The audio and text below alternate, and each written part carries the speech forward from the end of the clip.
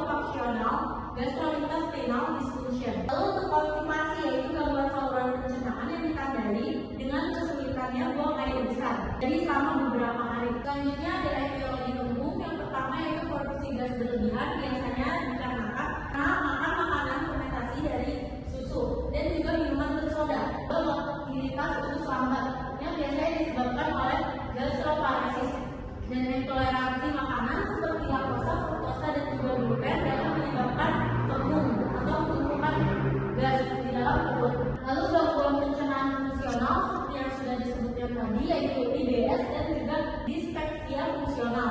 Dan yang terakhir itu faktor psikologis, stres juga dapat menyebabkan penumpukan lemak di dalam saluran pencernaan. Selanjutnya ada etiologi sakit konstipasi yang terjadi beberapa faktor.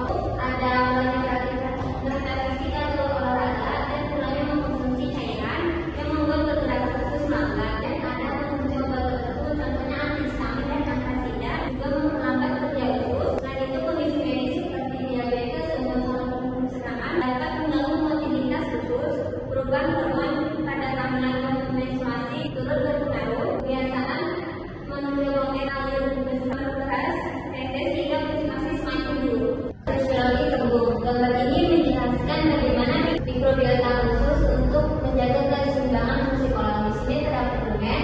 Di sana ada memfermentasikan karbohidrat dan tidak terserap, menghasilkan gas serta SGFA atau short chain fatty acid untuk kesehatan sel usus. Selanjutnya di sini ada bagian lapisan mukosa. Lapisan mukosa itu berinteraksi dengan sel epitel melalui reseptor TLRS. Reseptor TLRS itu untuk mengontrol respon imun. Selanjutnya ada sel M. Sel M itu membawa antigen ke sel dendritik dan limfosit di laminar papilar, sehingga sistem imun dapat mengenali mikrobiota tanpa menyebabkan peradaan berlebihan.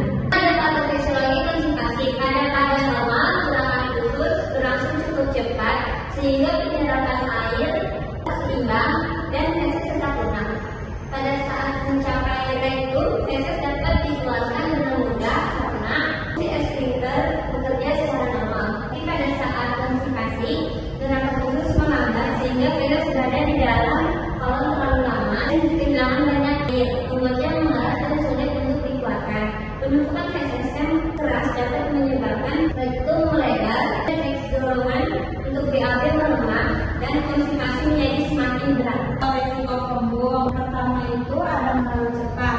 Maka terlalu cepat itu membuat darah itu terpelan sehingga gas menumpuk. Yang kedua itu adalah makanan pemicu gas seperti kacang-kacangan atau minuman soda. Keduanya itu mudah menghasilkan gas di usus. Yang ketiga itu ada kebiasaan menelan udara.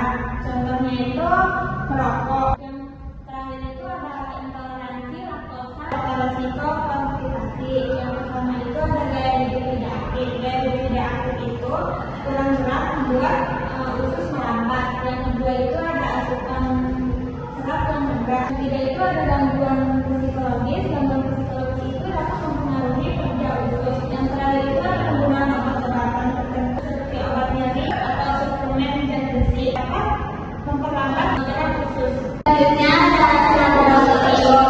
Slide ini menunjukkan hasil evaluasi kembung. Pertama, tunjukkan 1912 seperti cairan, lemak atau kehamilan. Setelah itu, kembung dibagi menjadi 4 kelompok. Yang pertama, kembung karena diare, kembung karena sembilan, kembung dengan gangguan mekanis, dan kembung karena gangguan usus. Yang kelompok dan kembung karena gangguan usus. Yang kelompok dan punya penyebab berbeda, misalnya SIBO, IBS, konstipasi, obstruksi, eofagia atau gastroparesis, dan menentukan pemeriksaan lanjut seperti tes nafas, endoskopi, kolonoskopi atau pemeriksaan transit. Lalu terus selanjutnya ada hasil laboratorium konstipasi.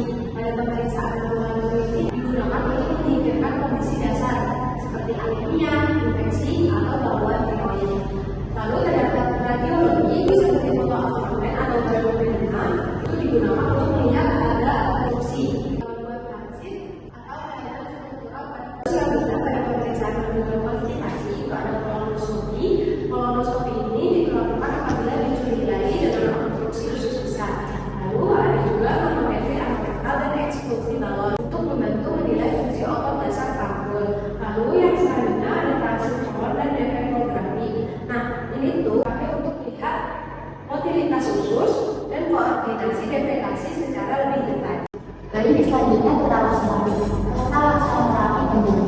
secara farmakologis, simetikon dapat mengurangi kegagal permukaan embun gas sehingga memudahkan pengeluaran gas. Lalu yang berbeda prokinetik seperti gamperigon, yaitu meningkatkan mobilitas lambung untuk mempercepat pemasukan minyak ekstreksi gas. Lalu untuk hormon aktif, yaitu dapat menyerap gas dan bahan kimia khusus. Sementara enzim pencernaan membantu memecah karbohidrat kompleks yang memicu gas. Kemudian antasida dan aldehyde juga menurunkan asam lambung dan mengurangi rasa perih. Kemudian untuk manfaat ini yaitu perbaiki pola makan, hindari makanan pemicu gas, kemudian dia terhadap MAP yaitu yang terdiri dari oligosakarida, disakarida, monosakarida, dan monol, serta mengonsumsi probiotik untuk memperbaiki keseimbangan pola usus. Baik, selanjutnya adalah terapi konstipasi. Pada terapi farmakologi terdapat beberapa golongan pencerahan. Yang pertama yaitu adalah bimedin seperti isterium, ismeridik dapat membantu pengobahan stres. Lalu kedua adalah pelunafasan seperti dekusep. Dekusep ini dapat meningkatkan kadar air pada feses. Lalu yang ketiga ada bahan osmotik. Bahan osmotik ini dapat mendorong air ke usus sehingga feses menjadi lunak dan mudah diinfeksikan. Keempat, perangsang kesehatan, yaitu dapat merangsang kontraksi usus agar membuang air besar lebih mudah.